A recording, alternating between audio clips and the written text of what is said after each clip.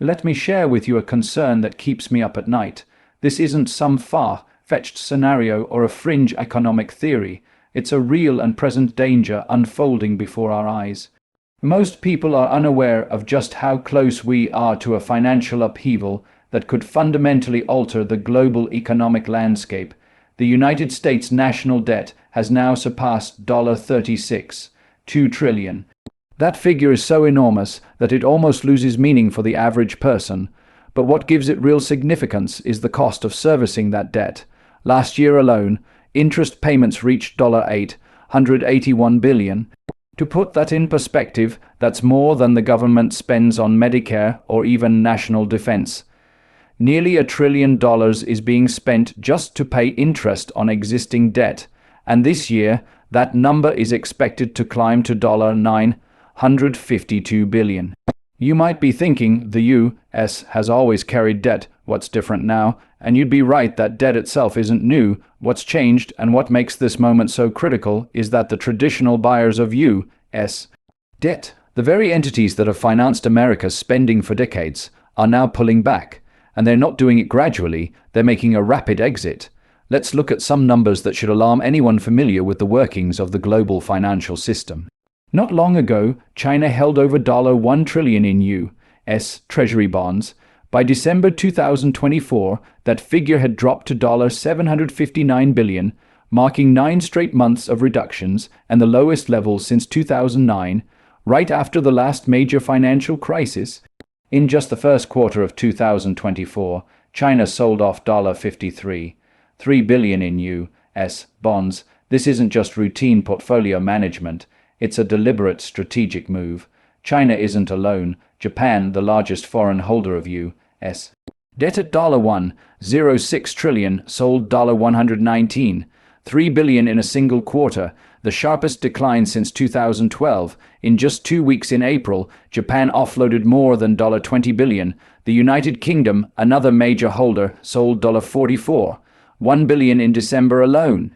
When you combine the actions of China, Japan, and the UK, you get $81 billion in U.S. debt sold in just 1 month. These aren't isolated incidents. They're coordinated, strategic decisions by the world's largest economies to reduce their exposure to U.S. debt. Why is this happening? The reasons are crucial to understanding where we're headed. First, there's a geopolitical factor. After Treasury Secretary Janet Yellen publicly floated the idea of seizing Russian dollar assets in response to the Ukraine conflict, it sent a shockwave through Beijing. Chinese officials realized that if the U.S. could use the dollar as a weapon against Russia, it could do the same to China. In response, China accelerated its sale of U.S. treasuries and ramped up its gold reserves, which reached 235 tons by the end of 2023. This isn't just diversification, it's the construction of an alternative financial safety net. Second, there's the ongoing trend of de-dollarization. The dollar's share of global foreign exchange reserves has slipped to just under 60%. That might not sound dramatic, but consider that in the early 2000s it was 70%. By the first quarter of 2025, it had dropped to 57%, a 2-decade low. The world is actively seeking alternatives to the dollar, and every percentage point lost makes U.S. debt less attractive. Third, we have the volatility caused by trade tensions. During the tariff escalations in April 2025, the yield on the 10-year Treasury jumped from below 4% to 4.5% in just a few days, while the 30-year yield surpassed 5%. Such volatility is toxic for foreign central banks that require stable, predictable returns. If holding U.S. debt means enduring wild swings every time there's a political dispute, why would they continue to hold it? Now, here's where things get even more concerning. The U.S. Treasury needs to borrow over $10 trillion this year alone, more than a third of all outstanding U.S. debt. In just the first quarter of 2025, the Treasury expects to borrow $823 billion in privately held, marketable debt. This isn't optional spending, it's what's needed to keep the government running and to refinance maturing obligations. So, What happens when you need to borrow $10 trillion and your biggest buyers are selling? Basic economics tells us that the price must adjust, meaning bond yields must rise. Higher yields translate to higher interest costs, which in turn require more borrowing, creating a vicious cycle, a doom loop that we're already caught in. Let's visualize what this means in practice. The Congressional Budget Office projects that interest payments on the debt will total $8 trillion over the next decade, rising from $152 billion this year to $8 trillion by 2035. By then, interest payments alone will consume 1% of GDP, the highest share since World War II. But these projections assume stable interest rates and a steady demand for U.S. debt at reasonable prices. What if those assumptions prove wrong? What if foreign buyers keep retreating and the Federal Reserve can't intervene because it's battling inflation? We got a glimpse of this in March 2020 during the pandemic. Treasury market liquidity dried up so badly that the Federal Reserve had to buy $360 billion in treasuries in a single week just to keep the market functioning. The market nearly froze. Without the Fed's intervention, the U.S. government would have faced a funding crisis in the middle of a pandemic. Some argue that domestic buyers are stepping in. Individual investors, through mutual funds, have taken on a larger role. Hedge funds, often operating through offshore entities, became the biggest buyers between June 2024 and June 2025. While this is true, there's a catch. Domestic buyers are far more sensitive to price and risk. Unlike foreign central banks, which often buy treasuries for strategic reasons, domestic investors are motivated purely by profit.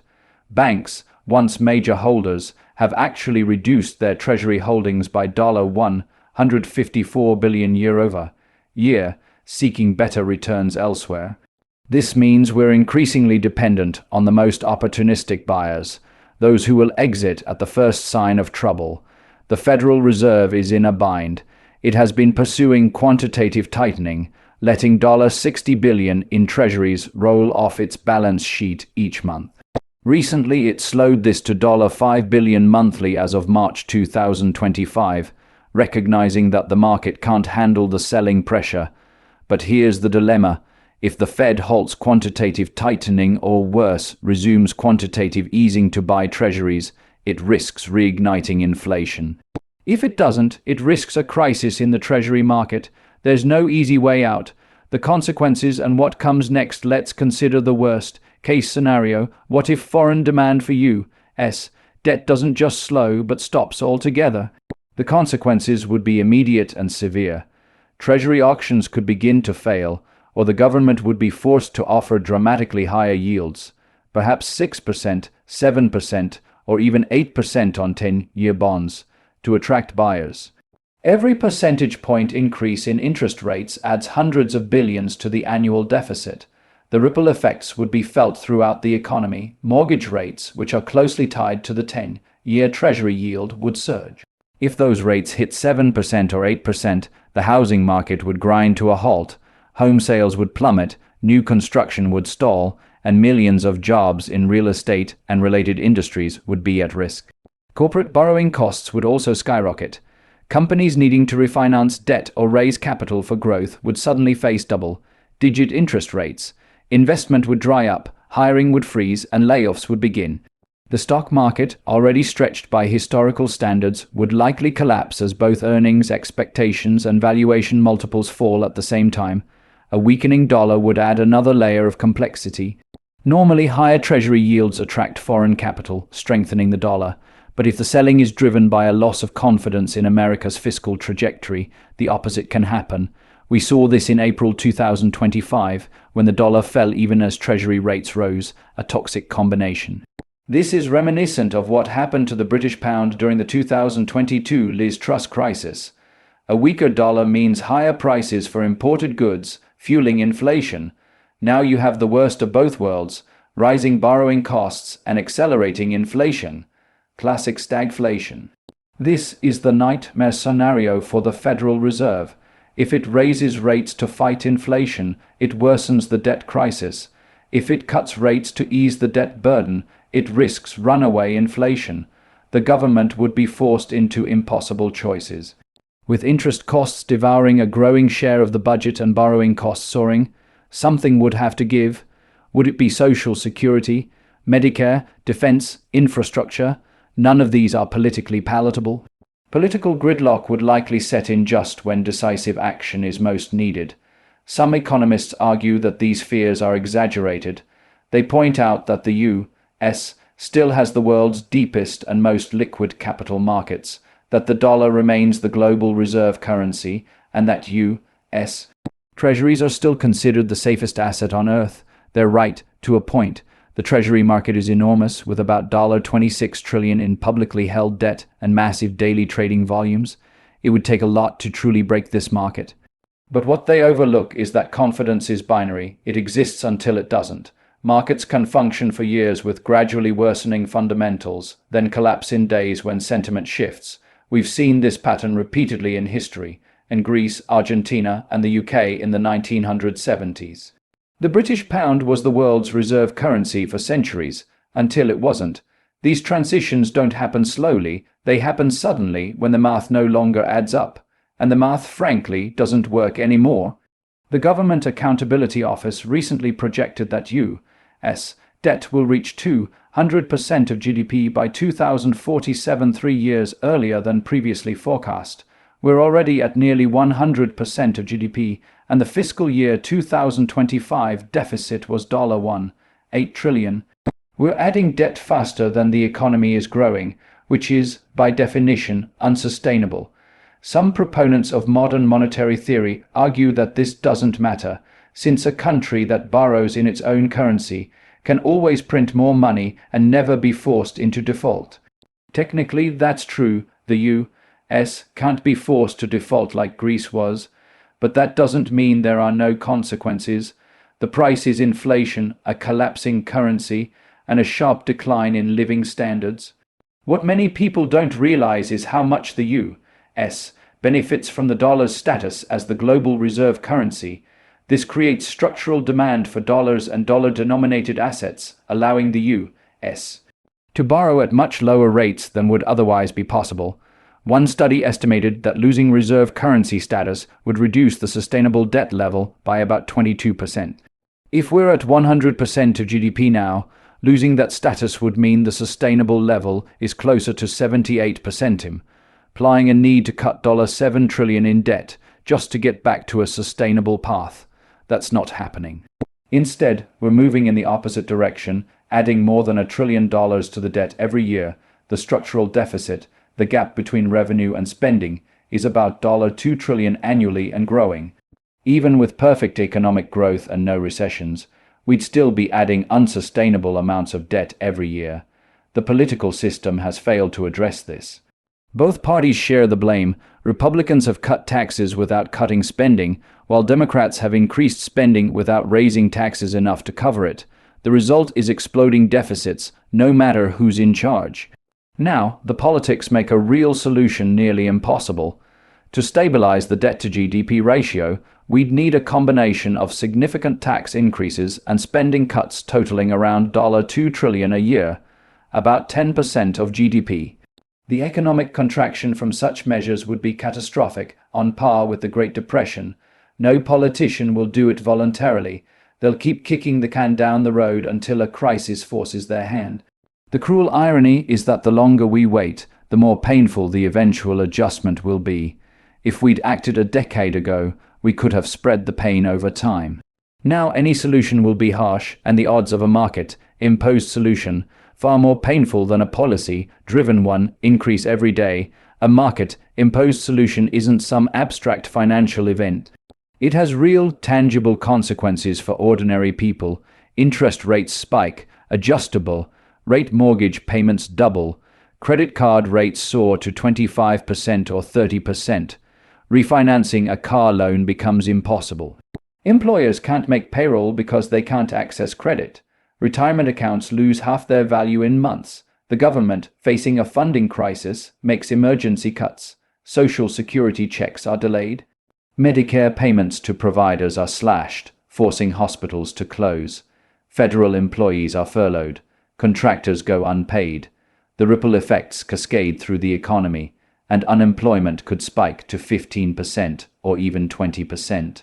This isn't fear-mongering, it's what happens when a major economy faces a debt crisis. We've seen it before in other countries. There are potential ways out that don't involve catastrophe, but all require politically difficult choices. One option is sustained high economic growth that outpaces debt growth. If we could achieve real GDP growth of 4% or 5% for a decade, we could grow our way out of this. But that would require massive deregulation, tax reform, immigration reform, infrastructure investment, and education reform, a comprehensive growth agenda that would demand bipartisan cooperation. Does anyone really believe that's likely? Another option is significant inflation, which would erode the real value of the debt. If we had 6% or 7% inflation for a decade, the debt-to-GDP ratio would improve because nominal GDP would rise faster than the debt. But that's a hidden default. It destroys savings, hurts retirees, and creates social instability. Once inflation expectations become entrenched, it's extremely difficult to bring them down without causing a severe recession. A third option is financial repression, where the government forces domestic institutions to buy treasuries at below-market rates. This was done after World War II, when banks, insurance companies, and pension funds were required to hold treasuries yielding less than inflation. It worked to reduce the debt burden, but savers earned negative real returns for decades. That would be a tough sell to the American public today. Most likely, we'll see a chaotic mix of all these approaches, implemented in crisis rather than through careful planning. A market shock will force action. Yields will spike. The government will respond with some combination of spending cuts, tax hikes, financial repression, and Federal Reserve intervention that borders on debt monetization. It will be messy, painful, and the economic contraction will be severe. What's even more worrying is the geopolitical dimension. America's global influence is built on economic strength and the dollar's reserve status. If a debt crisis undermines both, what happens to the international order? China is watching closely, building alternative payment systems, internationalizing the yuan, and creating institutions to rival the IMF and World Bank. If the dollar collapses, China could become the world's dominant economic power by default. That would mean a global financial system centered on Beijing, not Washington, with all the implications for democracy and human rights that entails. So, what can individuals do? First, reduce your personal exposure to debt, especially variable rate loans. If interest rates spike, you don't want to be caught with an adjustable rate mortgage or a home equity line of credit that suddenly becomes unaffordable. Second, diversify your assets internationally. Don't keep everything in dollar-denominated investments. Consider foreign stocks, overseas property, or even some gold. While not a cure-all, gold tends to hold value during currency crises. Third, invest in portable skills and education. If the U.S. faces prolonged stagnation, you'll want to be able to create value anywhere. Technical skills, certifications, and language abilities retain value even when financial assets are volatile. Fourth, build strong personal and professional networks. In a crisis, your relationships matter more than your net worth. This may sound grim, but it's not the end of the world. The U.S. remains the most dynamic, innovative economy on the planet, with world-leading companies, universities, and infrastructure. But we are at a turning point. The era of unchallenged American economic dominance is ending. The dollar's reserve status is eroding. Our ability to borrow without consequence is fading. The real question is whether we manage this transition wisely or stumble into a crisis that forces a much more painful adjustment. My fear is that our political system is too broken to act in time, making a crisis-driven reckoning all but inevitable. The debt crisis isn't a distant threat, it's already here. The consequences are coming, and when they arrive, they'll do so faster than anyone expects.